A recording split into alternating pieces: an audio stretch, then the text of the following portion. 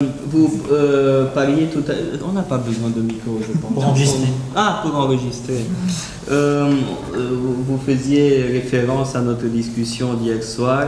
Il faut préciser qu'on parlait de la grippe porcine et des sommes astronomiques qu'on a dépensées en France ou en Roumanie pour cette grippe qui n'a pas eu lieu.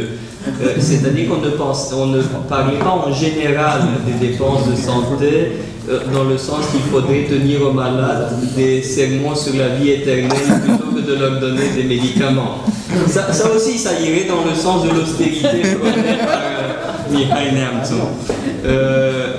Puis,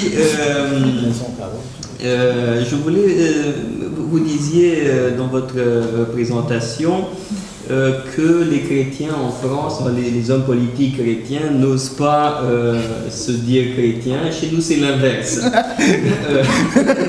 Il n'y a pas un athée qui ne se dise chrétien et qui ne participe pas aux grandes fêtes religieuses.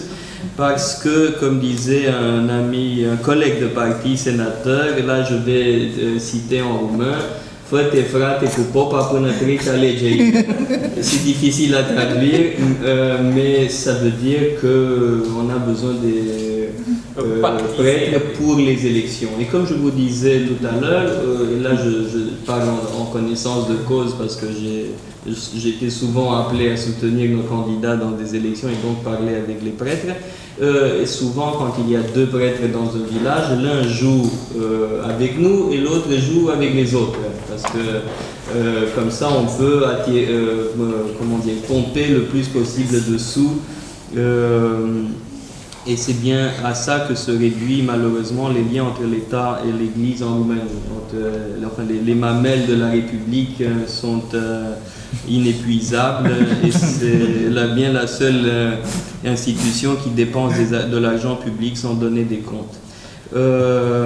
Maintenant, au-delà de ces quelques remarques, j'ai trouvé tout à fait passionnant ce que vous disiez dans la deuxième et troisième partie sur les causes de la crise de la démocratie chrétienne dans les années 90 et maintenant. C'est tout à fait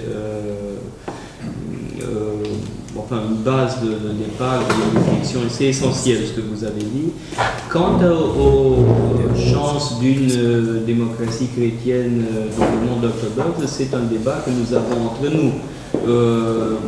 Je suis l'un des membres fondateurs de cette fondation. Je ne cache pas que je suis le sceptique de service dans cette démarche. Ils ont besoin de sceptiques, mes amis de la fondation. Oui, non, pas asceptique du tout, c'est sceptique.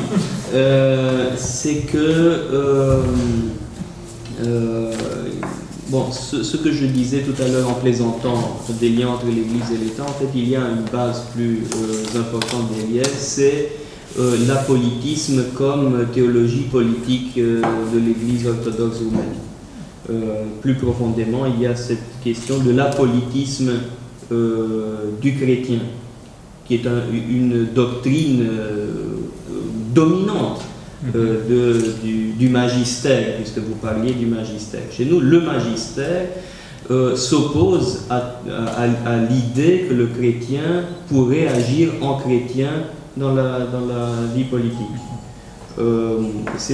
Profondément, c'est de ça qu'il s'agit.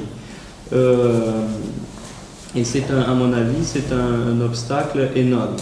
En revanche, effectivement, en Russie, il y a une tradition plus riche que chez nous, déjà avant une tradition plus ancienne, déjà avec Solovyov. À mon avis, Solovyov est le plus intéressant des penseurs chrétiens, orthodoxes sur les liens, sur la démocratie, et Berdiaev aussi, malgré certaines... Dostoïevski aussi.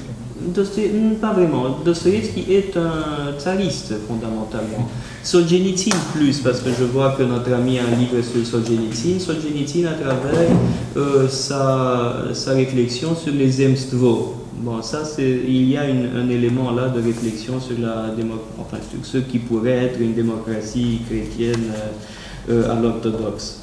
Oui, à l'orientale peut-être.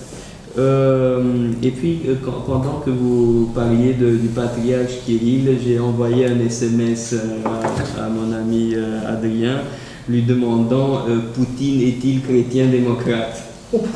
Et ça m'a fait, enfin, mes amis connaissent l'anecdote, il y a bien longtemps, il y a 15 ans, j'ai rencontré à Paris